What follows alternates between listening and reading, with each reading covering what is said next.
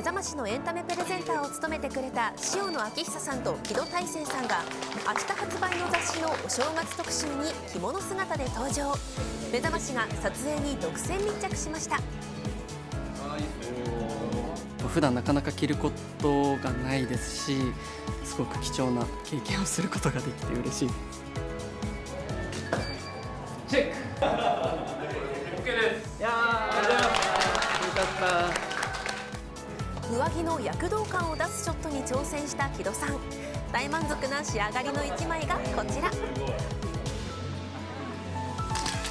着物が似合う男性になりたいと語っていた木戸さんに来年の目標を聞くと、何かにこう没頭しちゃうともう周りが見えなくなっちゃうんで、スイッチのオンオフできるように、そういう器用な大人な男性になれるかななれるよう頑張ります。着物越しに何でも持つみたいな、こういうセンスとかもなんならもう今年は大河ドラマで一条天皇を演じ話題となった塩野さん。着物姿で行きたい場所があるそうで、また京都も行きたいなと。大河ドラマをやる前に行ってはいたりとかしたんですけど、なんかしっかりとそのお礼の意味も込めて行きたいなとは思ってます。充実の1年を過ごしたことが完成した写真からも伝わってきますが、来年の目標は？僕本当にインドアなんですよ。全然家から出ないので、いろんなところに行きたいなと。そんなインドアだったら俺が連れてくよって言ってくれたりとかする人いるんで、そういう人たちに甘えてこの1年は過ごしていこうかなってちょっとお待ちを。でもまたこれと全然違うんですよ。長袴なんで、はい、もうどっちかというとこうシャナリシャナリとスッスッスッスッっていう、すごい大人たちにこう着せられる七五三みたいな印象に残ったこと、そうですね、やはり、1年間大きな役を同じ役を演じ続けたっていうことはすごく自分の中でも大きかったなと思いますし、仕事全般においても、とても充実した1年になったなと思っております。皆さん本当に一条天皇がいなくなって寂しいって言ってくださったりとかして、僕自身ももう演じられなくて寂しいという思いはすごくあって、やっぱり僕の中でもその役をずっと演じ続けたってことは大きい出来事だったんだなって思いながら、本当にその演じられた日々をすごく幸せに感じつつやりきったという思いで、今はいますね。2025年新しく始まりますが、どうになったり目標のあったら教えてください。そうですね、やっぱり何より楽しむことですかね。本当に仕事もあと人間関係も楽しんで、いろんな人とこう接して、でいろんないい人のいい部分をこう自分の中で吸収していって、で仕事に取り組みたいなというふうには思ってます。自分らしくないことでやってみたいこと、なんだろう、自分らしくないこと、例えば楽器演奏してみたりとか、言っただけですけどはい、よろしくお願いします。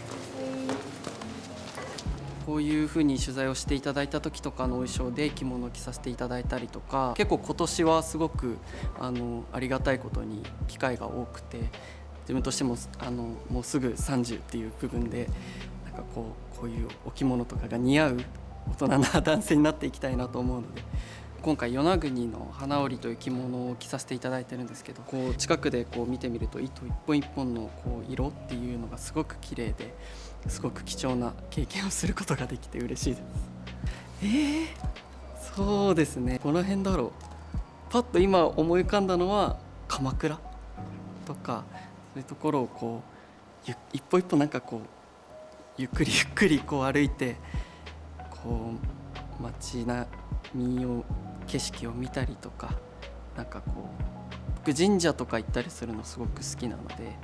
そういうところもこうお参りしにこういう着物着てお参りするみたいなことはまだやったことがないのでやってみたいです。そうですね、なんか自分がこう立ってみたかったこうステージだったりこう見てみたかった景色みたいなものをなんか一つずつこうそして丁寧にこう向き合いながら味わうことができた年だったなと思って、なんかすごくそういう意味では2024年っていうのは大きな経験ができたし、またこうステップアップが役者としてできた年だったかなっていうふうに思います。やっぱりこうワンカットワンカットすごく丁寧に撮ってでどんどん追求していくっていうそういうチームだったので、僕自身もすごくなんかこう細かいところまでこう追求してやれたなっていうそういう現場でした。共演してくださった、キャストの方々とあとスタッフの方々にはもう本当に死に物狂いでこうついていくっていうつもりで、僕自身もこう自分が持ってるものを全て出し切りたいなっていう、そうしないと置いてかれるなっていうようなそういうこう本当にレベルの高いところで作品を作られてたチームだったので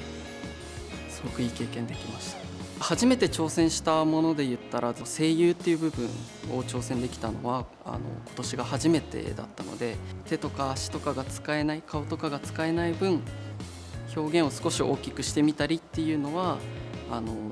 自分が、作品に向き合った新しいお芝居のやり方だったなって思います。例えばこう飛び跳ねて喜んでるのを声で表現しなきゃいけない、アニメーションがそういう風に喜んでたりした時になんかこう音ノイズが入らない程度にそのアフレコの時に自分もちょっとこう前後に動いてみるとか上下に動いてみるみたいなことはやれる範囲内でその登場人物そのキャラクターと同じ動きをやってみたらこう声の逆にその上下による揺らぎみたいなものもリアルにこうマイクに乗るのかなと思ってアフレコの時はこうなるべく音ノイズが出ないように同じ動きをしてみるっていうのは、やってみました。やっぱりまだまだ役者として未熟な部分もすごくありますし、もっともっと今の位置に満足せず高み目指してやっていかなきゃいけない中で木戸大聖が出てたらなんかこの作品面白そうだなっていう思わせれるぐらいのこう芝居力っていうんですかね、そういうのをもっと上げていきたいなっていうのは、思ってますし、より多くの作品そしてその作品を